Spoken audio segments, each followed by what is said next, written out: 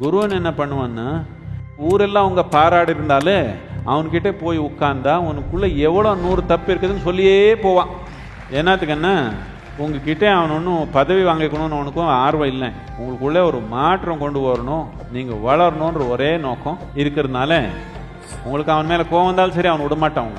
அவனை குத்தி குத்தி குத்தி உங்களுக்கு எது சரியில்லை சொல்லியே போவான். என்னத்துக்குன்னா, சரியில்லாததானே கவனம் கொடுத்து நாம் சரிப்படுத்துக்கு தேவை இருக்குது. சரியா இருக்கிறது நாம் ஒன்றும் பண்ணிக்க தேவையில்லை, அது படத்தை வளருது. நமக்குள்ள எது சரியா இல்லையோ, நம்ம வீட்டில் எது சுத்தமா இல்லையோ அதுதானே நம்ம கிளீன் பண்ணிக்கணும். குரு என்ன ஒரு கஷாய் மாதிரி சும்மா விட மாட்டவங்க.